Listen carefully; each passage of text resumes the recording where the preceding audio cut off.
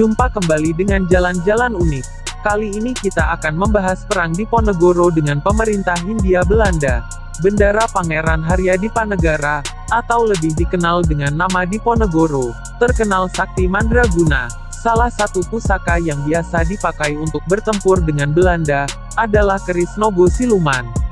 Beliau memimpin perang Diponegoro atau Perang Jawa, tahun 1825 sampai tahun 1830, melawan pemerintah Hindia Belanda.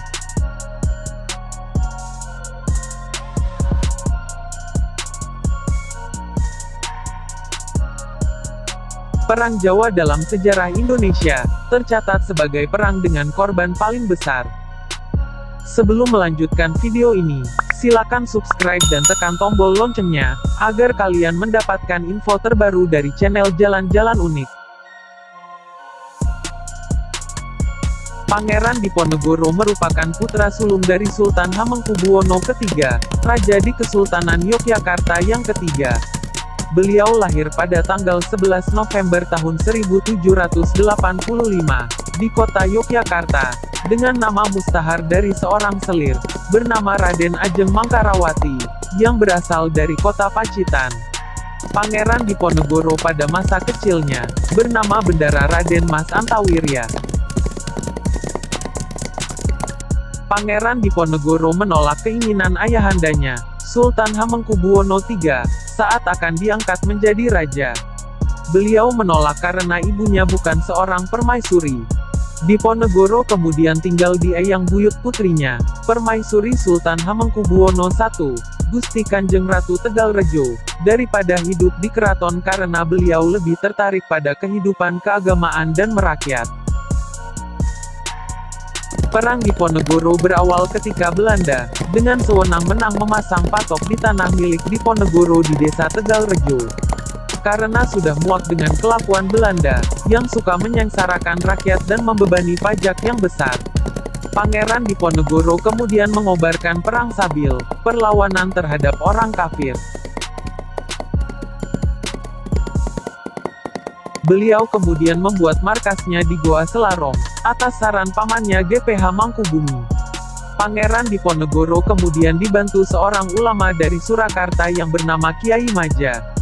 Sehingga dengan bantuan sang ulama beliau bisa menggait sebanyak 112 kiai, 31 haji, serta 15 syekh dan puluhan penghulu berhasil diajak bergabung.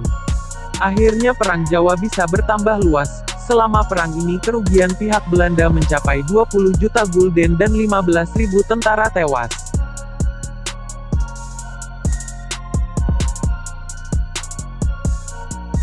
Selama Perang Diponegoro, sang pejuang selalu memakai pusaka, salah satunya yang sering dibawa adalah keris Kiai Nogo Siluman. Lalu, seperti apakah kehebatan keris Kiai Nogo Siluman ini? Setelah Pangeran Diponegoro diperdaya oleh Belanda, dan ditangkap di Magelang pada tanggal 28 Maret tahun 1830, keris Nogo Siluman dirampas dan diserahkan kepada Raja Belanda sebagai simbol kekalahan Pangeran Diponegoro. Inilah pendapat Raden Saleh, ketika dimintai penilaian singkat mengenai keris Pangeran Diponegoro, yang bernama Kiai Nogo Siluman. Seperti dikutip dari Historia, Kiai berarti tuan. Semua yang dimiliki seorang raja memakai nama ini. Nogo adalah ular dalam dongeng dengan sebuah mahkota di kepalanya. Siluman adalah sebuah nama yang terkait dengan bakat-bakat luar biasa, semacam kemampuan untuk menghilang dan seterusnya. Oleh karena itu, nama keris Kiai Nogo Siluman berarti Raja Ular Penyihir. Sejauh hal itu dimungkinkan untuk menerjemahkan sebuah nama yang megah. Alasan keris itu diberi nama Siluman. Dalam biografi Pangeran Diponegoro, Kuasa Ramalan, sejarawan Peter Carey mengungkapkan, hal ini dimungkinkan karena Diponegoro dalam perjalanan berkelananya pada tahun 1805, menginap satu malam di Gua Siluman atau Guo Seluman di pantai selatan.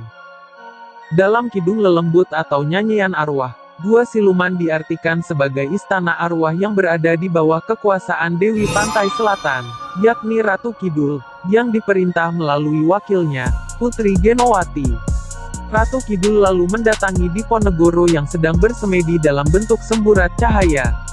Namun, Pangeran Diponegoro tidak terpengaruh dan tetap khusyuk dalam semedinya sehingga tak mempan digoda. Lalu sang Ratu Kidul pun mundur sambil berjanji bila suatu saat akan datang lagi kepadanya.